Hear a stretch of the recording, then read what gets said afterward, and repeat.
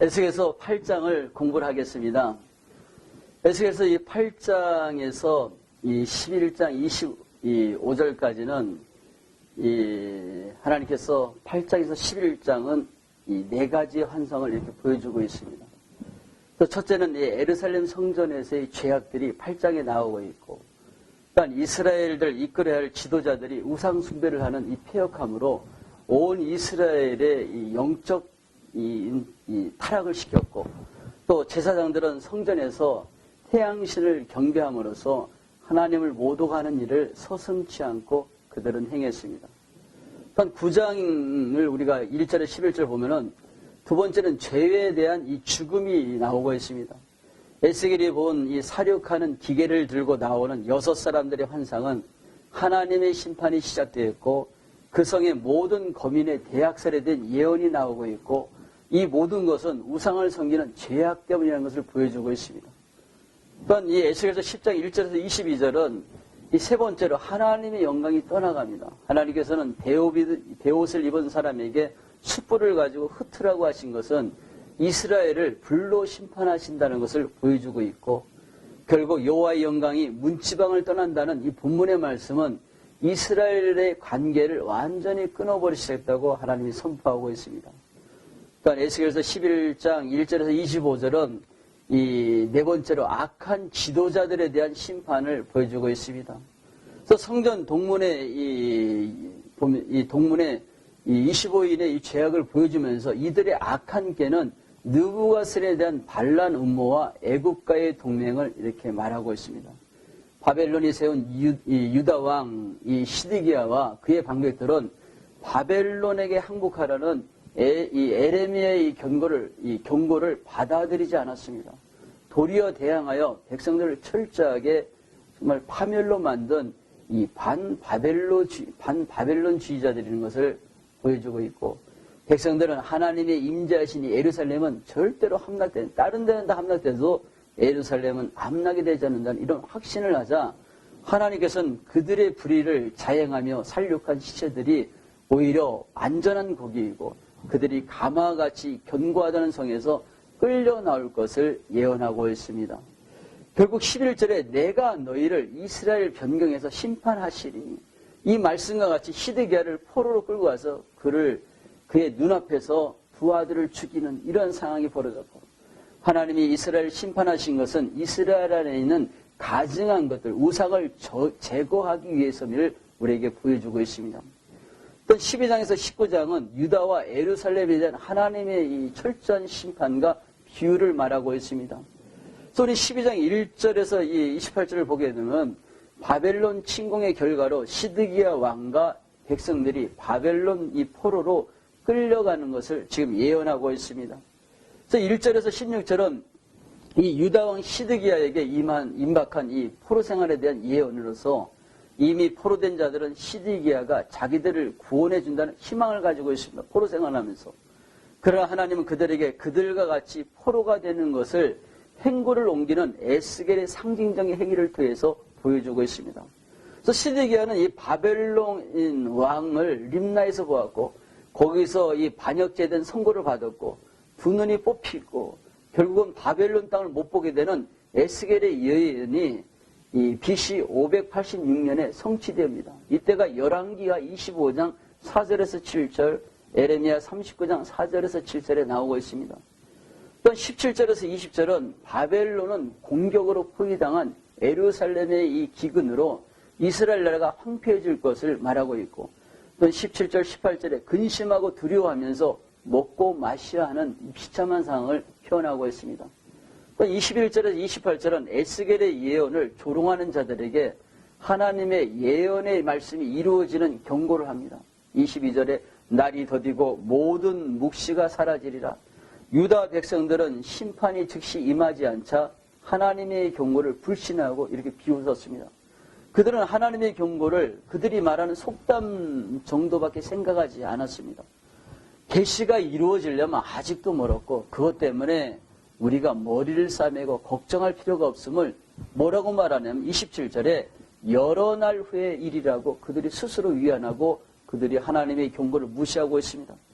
그러나 하나님께서는 모든 계시가 응함을 곧 보게 될 것이라는 것을 보여주고 경고하고 있습니다. 우리가 이 13장을 보게 되면 13장은 거짓 선지자와 거짓 여선지자들에 대한 경고입니다. 영적 지도자는 하나님의 말씀을 가르쳐주고 해석하고 모든 일에 본이 되어야 하는데 이 거짓 선지자들은 포로 생활은 곧 끝날 것이다. 하나님이 우리와 함께 할 것이다. 곧 고향으로 돌아갈 것이다. 이 예언을 하면서 백성들에게 거짓된 희망을 갖게 해주었습니다. 하나님 앞에 전혀 회개를 하지 못하게 하는 이런 엄청난 죄를 짓는 것을 우리는 보게 됩니다.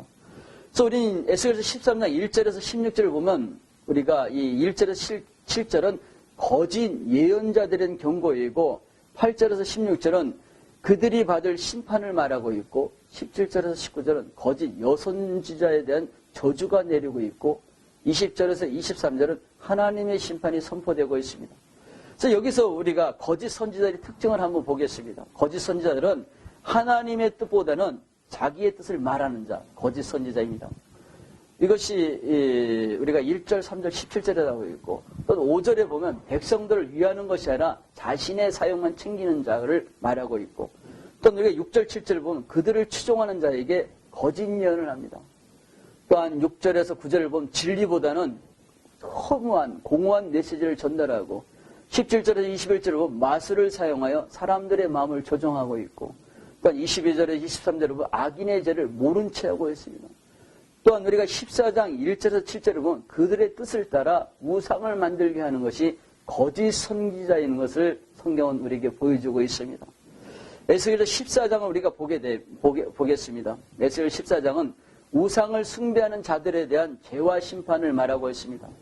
그래서 1절에서 11절은 이 장로들이 에스겔의 계시를 알려고 하는 것 같으나 3절에 하나님께서는 그들이 우상 숭배자인 그들에게 4절에 에스겔에게 지시하시는데 저들의 거짓 경건에 대해 하나님은 그들의 범죄의 분량이 찰 때까지 그들의 사악한 마음을 그들 자신에게 맡기고 이 위선자들을 자신을 하나님의 백성이라고 생각할지 모르나 이들을 그의 하나님의 백성에서 끊을 것이라고 예언하고 있습니다. 그러니까 12절에서 23절을 보게 되면 범죄한 에루살렘에 대한 멸망을 선포하고 있고 또한 죄로 물든 에루살렘을 심판하시는데 4가지 심판을 강조하고 있습니다. 또한 우리가 13절에 보면 기근과 15절은 사나운 짐승, 17절에는 칼과 전쟁으로, 19절은 온역으로 심판하시겠다. 죄로 심판을 받는 나라에도 하나님의 뜻을 분별하는 노아나 다니엘, 욥과 같은 새 인물들이 있으면 에루살렘이 용서받을 것이라 생각하지만 하나님은 그들에게 너희가 옛날 노아와 우스타기 욥처럼 험악한 세대와 장소에서 뛰어나게 선한 사람 다니엘이 함께 있을지라도 너희들은 심판을 비켜나갈 수 없다는 것을 경고하고 있습니다. 그래서 우리는 이 모습을 보면서 가족 가운데 하나님의 뜻을 어기는 사람이 있어도 노아 한 사람으로 인하여 그 가족이 구원을 받은 것과 또 욥은 자기 친구들과 가족들을 위해 기도했을 때 그의 고난을 하나님이 돌아보셨고 다니엘은 겸손하고 하나님을 가까이 한 사람으로서 노아와 욥처럼 하늘나라를 바라보고 살아왔습니다. 이런 사람이기 때문에 구원은 하나님과의 1대1의 관계이고 그렇기 때문에 이스라엘이 살아남을 수 있는 방법은 다른 것은 없다. 오직 회개에 합당한 열매를 맺는 것이라는 것을 알려주고 있습니다. 우리가 15절을 보면 15절은 이 이스라엘 백성들을 불에 던질 땔감으로 비유하고 있습니다. 15장은 이스라엘을 포도나무로 비유하고 있고 호세아서 우리가 10장 1절에 보면 이스라엘은 열매 맺는 무성한 포도나무, 이사야서 5장 1절에 7절에 보면 여호와의 포도는 이스라엘 족속이라고 비유합니다. 에레미야 2장 21장은 내가 너를 순전한 참 종자 곧 귀한 포도나무로 삼았거늘로 말씀합니다.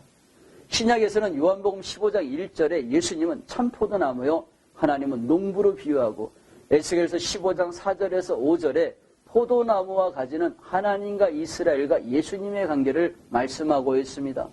그래서 포도나무와 가지의 관계로 누구보다도 하나님과 가까워야 할 이스라엘 백성이 이들은 하나님께 신실하지 않고 8절에 하나님의 법을 범한 백성들이라 그들을 불로 태워버리실 것을 경고하며 또한 그들은 고향에서 고난을 당하다 바벨론에 가서 재난을 당할 것이라는 것을 경고하고 있습니다. 우리가 16장을 보겠습니다. 16장. 하나님과 이스라엘의 관계를 남편과 아내의 결혼 생활로 비유하고 있습니다. 유대 민족은 아브라함과 사라가 그들의 이 조상입니다.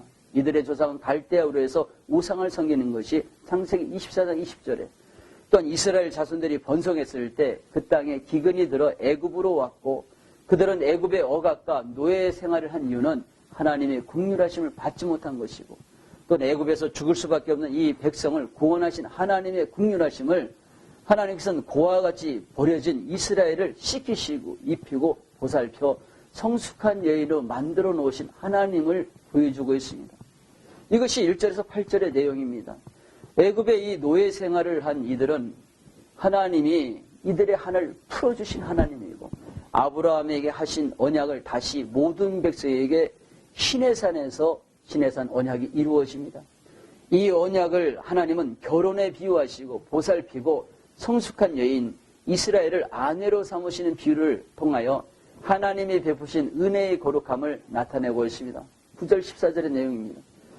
하나님의 크신 은총을 받은 이스라엘은 대음망도 가여 자신을 위하여 노와 높은 데 그 산당을 짓고 우상을 섬기는 영적인 음행을 하고 있는 것이 26절에 나오고, 또한 이 28절에는 애굽을, 또한 29절에는 아수르를, 이렇게 쭉 바벨론과의 음란한 행위에 대하여 매춘과 같은 간통의 비유로 지금 표현하고 있습니다.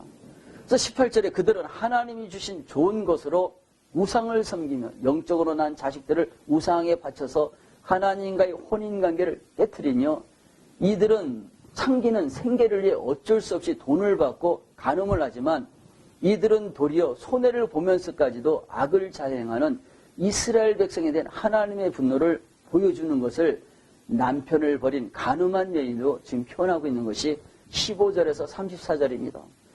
또한 우리가 35절에서 43절을 보면 하나님이 죄악에 대한 심판입니다. 모세의 율법의 간음은 사형에 처해지는 것과 마찬가지로 하나님과의 결혼 생활에서 간음한 이스라엘 백성에게 심판을 내리시며, 이 심판의 목적은 43절에 내 모든 가증한 일을 다시는 행하지 않기 위함이라고 경고합니다. 그래서 44절에서 우리가 이 59절을 보게 되면 소돔과 사마리아보다 더 타락한 예루살렘의 죄악을 보여주고 있습니다. 예루살렘은 가나안 땅에 있는 그 우상의 숭배를 그대로 따르고 있습니다. 사사기 2장 11절 15절은 그대로 그 우상을 숭배하고 있고, 또한 사마리아가 우상 숭배를 멸망하였음을 유다 백성이 보고도 회개하지 않았습니다. 북이스라엘이 우상을 섬기면서 망한 것을 보면서도 이 남유다 백성들은 눈도 깜짝하지 않았습니다. 세속적인 이런 악을 보여주는 소돔보다 더 심한 영적 타락을 한 것은, 소돔이 율법이 없음으로 망했다면 예루살렘은 하나님의 언약을 무시하고 율법과 계명이 있었음에도 타락하였고, 하나님께서는 37절 41절에 유다 백성의 공개적인 수치와 40절엔 사륙과, 또한 39절 41절에 보면 재산의 몰수 등의 징계가 내려지는 것을 경고합니다. 그래서 하나님을 떠난 자는 영적, 육적, 물질적으로 파멸함을 하나님이 이스라엘 백성을 통해서 보여주고 있습니다. 또 60절에서 63절을 보면 회개하는 자의 하나님의 이 회복과 약속과 또한 다윗의 언약을 말하고 있습니다. 60절에 하나님께서 그들에게 세우신 언약의 약속을 기억하셔서 이스라엘 백성에게 자비를 베푸시고 있습니다. 죄에 대한 심판의 선언이 있은 후 예루살렘의 회복을 하나님이 약속합니다. 이 언약은 우리가 이 유대인들이 바벨론에게 귀환한 것이 나오고 있습니다. 나오는데 이 말씀을 16장의 결론은 언약을 성취하시는 하나님이심을 알게 하는 것입니다. 그래서 63절에 용서한 외에는 히브리어로 이 키페로이며 뜻은 속죄하다, 구속하다입니다. 그래서 예루살렘은 언약을 실천하신 하나님의 은혜와 사랑에 감사하며 놀라며 입을 열지 못하게 되는 것을 보여주고 있습니다. 우리가 17장을 우리가 보겠습니다. 17장은 이 독수리와 포도나무의 비유를 하고 있습니다.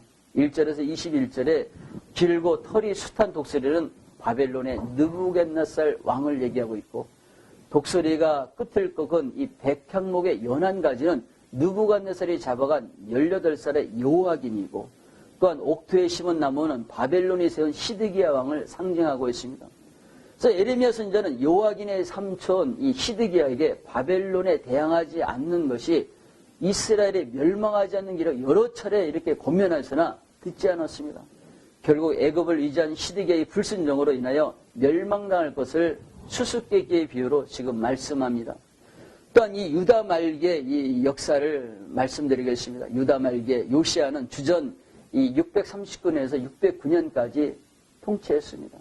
요시야의 아들은 이 요호아스 또 시드기야이고 또 요시야는 이 무기토 전쟁에서 죽고 그 다음 왕위에 요호아스가 3개월을 통치하였고 그 다음에 애굽왕 이 누고는 요호아스를 애굽 포로로 데려가고 그의 형 요아김을 왕으로 세웠고 그가 12년 동안 왕이 되는 것이 열왕기하 24장 8절에서 35절에 나옵니다.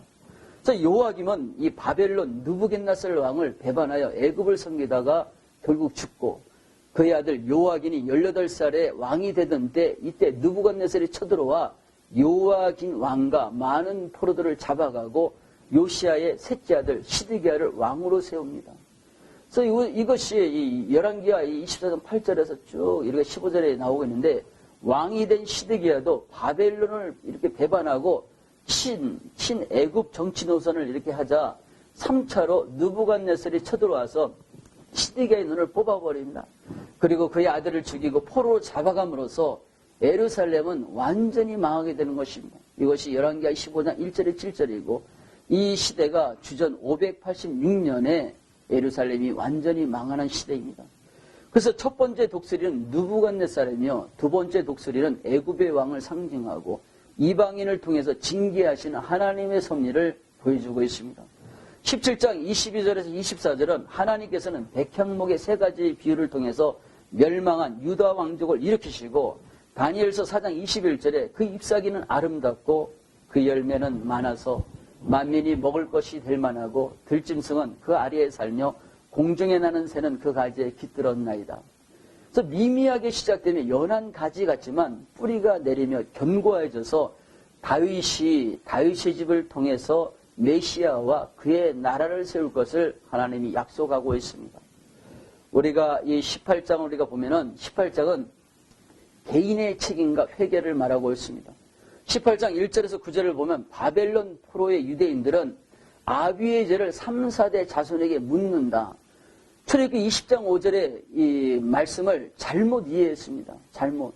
조상들과 하나님의 섭리를 이렇게 원망하니까 죄를 받는 이유는 조상의 유전이 아니라 각 개인의 행위에 따라 심판과 구원이 이루어졌음을 말씀하고 있습니다. 그래서 열왕기상 8장 39절, 에레미야 21장 14절, 우리가 마태복음 10장 27절에 기록된 것처럼 하나님은 이 에스겔서 18장 9절에 그는 의인이니 반드시 살리라 말씀하시면서 하나님의 규례를 따르며 거룩하고 진실되게 행하는 자는 구원을 얻는다고 말씀하십니다.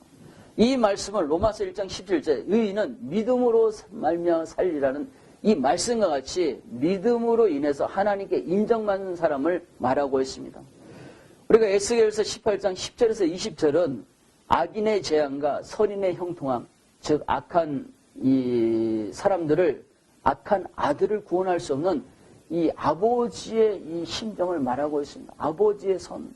그래서 사람은 각각 자기의 믿음으로 구원을 받습니다. 내가 아무리 믿음이 좋다고 해서 내 자식이 구원받는 것은 아닙니다. 하나님께서는 선지자 이스라엘을 통해서 아무리 부모가 경건해도 믿음이 좋아도 자식이 범죄하면 선한 부모의 자식이라도 심판을 받게 될 것을 알려주고 있습니다.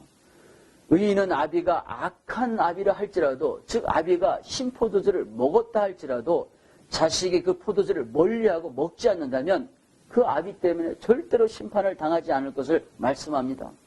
즉 은혜를 받지 못한 아비의 이 죄로 인하여 이 자식들이 이 은혜를 이 아비의 죄로 말미암아 결코 심판을 당하지 않을 것을 우리는 알아야 합니다. 우리가 21절에서 32절에 하나님의 일반 은총을 말하고 있습니다. 하나님의 공의와 공평을 말씀합니다. 그래서 21절, 우리가 27절에 악한 사람들에게서 악에서 돌이키라고 경고를 하고 있습니다. 경고를. 돌이키면 28절에 반드시 살고 죽지 아니라. 그래서 로마서 6장 23절에 죄의 싹은 사망이요 하나님의 은사는 그리스도 예수 안에 있는, 그리스도 예수 우리 주 안에 있는 영생이라고 말씀하고 있습니다. 그래서 죄의 싹은 사망이지만 하나님의 은혜로 구원의 길이 열려있듯이 모든 사람이 회개하고 하나님께 돌아오면 모두가 죄사함의 은총이 임하듯이 에스겔을 통하여서 24절에 26절에 의로운 사람들은 그들의 의로움에서 떠나지 말라고 하는 경고를 분명하게 하시면서 31절에 너희는 너희가 범한 모든 죄악을 버리고 마음과 영을 새롭게 할지어다. 이스라엘 족속에게 너희가 어찌 죽고자 하느냐 말씀하고 있습니다.